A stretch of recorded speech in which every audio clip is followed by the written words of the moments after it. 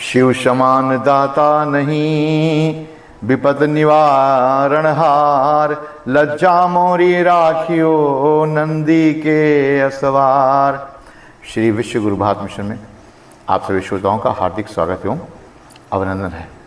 आइए महाशिव पुराण में विदेश्वर संहिता से संबंधित भगवान शिव द्वारा ब्रह्मा विष्णु को अपने निष्कलंक और सकल स्वरूप का परिचय देते हुए लिंग पूजन का महत्व क्या बताया है उसके बारे में बताते हैं। दधिकेश्वर जी कहते हैं, ब्रह्मा और विष्णु भगवान शंकर को प्रणाम करके दोनों हाथ जोड़कर उनके बाएं भाग में चुपचाप खड़े हो गए। फिर उन्होंने वहाँ साक्षात प्रकट पूजनीय महादेव को श्रेष्ठ आसन पर स्थापित करके पवित्र पुरुष वस्तुओं द्वारा उनका पूजन किया। पुरुष वस्तुओं में हार, नूपुर, केयूर, किरीट, मणिमय कुंडल, यज्ञोपवीत, उत्तरीय वस्त्र, पुष्पमाला, रेशमी वस्त्र, हार, मुद्रिका, पुष्प, तांबूल, कपूर, चंदन एवं अंगूर का अनुलेप, धूप, दीप, श्वेत छत्र, व्यंजन, ध्वजा, चंवर तथा अन्य दिव्य उपहारों द्वारा पूजा जाना पुरुष वस्तु माना जाता है। भगवान शिव अपनी पूजा के उपरांत बोले, पुत्रों, आज का दिन बड़ा पवित्र और पावन है। तुम लोगों ने मेरी भक्ति भाव से जो पूजा की है, इससे मैं बहुत खुश हूँ। आज की तिथि शिवरात्रि के नाम से विख्यात होगी और जो व्यक्ति शिवरात्रि के दिन रात में निराहार एवं जितेंद्रिय रह करके अपनी शक्ति के अनुसार निश्चल भाव से मेरी यथोचित पूजा करेगा, उसको मिलने वाला फल का वर्णन सुनो। 1 वर्ष तक निरंतर मेरी पूजा करने का जो फल मिलता है, वह सारा फल केवल शिवरात्रि को मेरा पूजन करने से मनुष्य तत्काल प्राप्त कर लेता है। इसी प्रकार यह शिवरात्रि मेरे धर्म की वृद्धि का समय है। इस तिथि में मेरी स्थापना आदि का मंगलमय उत्सव होना चाहिए। ज्योतिर्मय स्तंभ रूप से प्रकट हुआ मैं उस समय मार्गशीर्ष माह में आद्रा नक्षत्र में युक्त पूर्णमासी या प्रतिपदा है। जो पुरुष मार्गशीर्ष में आद्रा नक्षत्र होने पर पार्वती सहित मेरा दर्शन करता है अथवा मेरी मूर्ति पूजा या लिंग की झांकी का दर्शन करता है, वह सब प्रकार से धन धान से भरपूर हो जाता है। इस शुभ दिन को मेरे दर्शन से उसे पूरा फल प्राप्त होता है। मैं लिंग रूप से प्रकट होकर बहुत बड़ा हो गया था, अतः उस लिंग के कारण या भूतल लिंग स्थान के नाम से प्रसिद्ध हुआ। जगत के लोग इसका दर्शन पूजन कर सके, इसके लिए यह अनादि और अनंत ज्योतिस्तंभ अथवा ज्योतिर्मय लिंग अत्यंत छोटा हो जाएगा। यह लिंग सब प्रकार के भोग सुलभ कराने वाला है। भोग और मोक्ष का एकमात्र साधन है।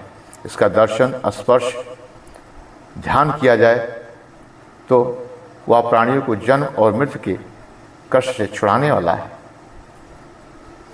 अग्नि के पहाड़ जैसा जो यह शिवलिंग यहाँ प्रकट हुआ है, इसके कारण इस स्थान को अरुणाचल के नाम से जाना जाएगा।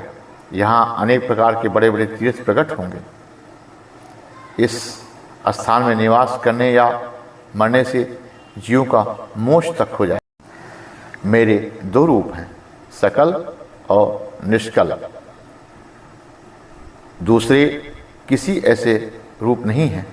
पहले मैं स्तंभ रूप से प्रकट हुआ, फिर अपने साक्षात रूप में। ब्रह्म भाव मेरा निष्कल रूप है और महेश्वर भाव मेरा सकल रूप है। ये दोनों मेरे ही सिद्ध रूप हैं। मैं ही परब्रह्मा परमात्मा हूँ। कला युक्त और अकल मेरी ही स्वरूप और ब्रह्म रूप होने के कारण मैं ईश्वर भी हूँ। जीवों पर अनुग्रह आदि करना मेरा कार्य है। ब्रह्मा और केशव मैं सबसे बेहद और जगत की वृद्धि करने वाला होने के कारण ब्रह्मा कहलाता हूँ। सर्वत्र रूप से मैं स्थित और व्याप्त होने के कारण मैं ही सबकी आत्मा हूँ। जो जगत संबंधी 5 कृत्य हैं वह सदा मेरे ही हैं, मेरे अतिरिक्त दूसरे किसी और के नहीं हैं, क्योंकि मैं ही सबका ईश्वर हूँ। मैं परम आत्मा हूँ। पहले मेरी ब्रह्म रूप का बोध कराने के लिए निष्कल लिंग प्रकट हुआ था। फिर अज्ञात ईश्वर तत्व का साक्षात्कार करने के निमित्त में साक्षात ब्रजेश्वर ही सकल रूप में तत्काल प्रकट हो गया।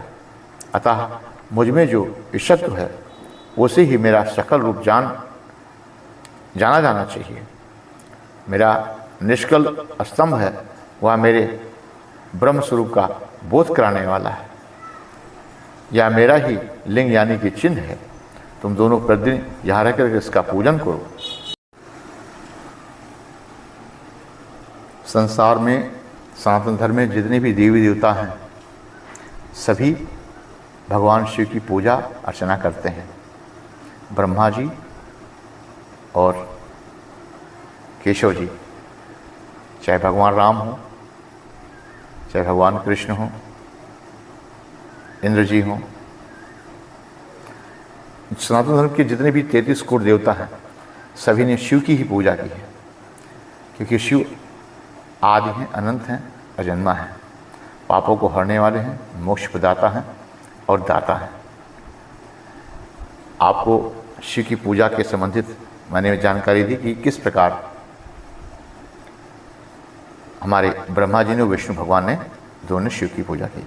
अब आगे हम आपको बताएंगे कि ये पंचाक्षर जो मंत्र है और ब्रह्मा विष्णु द्वारा स्तुति और फिर अंतर्ध्यान, उसके संबंध में आपको बताएंगे। और आगे बताएंगे कि शिवलिंग की पूजा करने का फल क्या होता है और परमात्मा शिव कितने बड़े दाता हैं। आप सभी भक्त से मैं निवेदन करना चाहता हूं कि अपने घर में चाहे पारद का शिवलिंग, चाहे चांदी का शिवलिंग,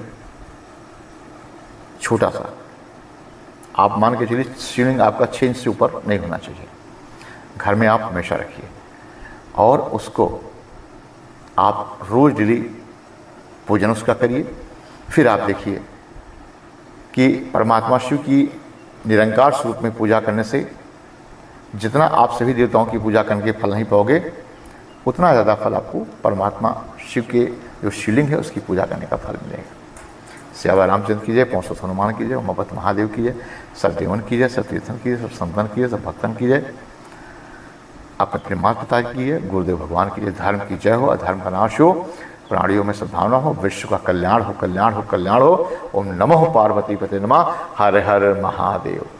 सर्वे भवन्तु सुखिनः, सर्वे सन्निर्मलाः, सर्वे पश्चात् प्रसन्नतु मां कश्चित्।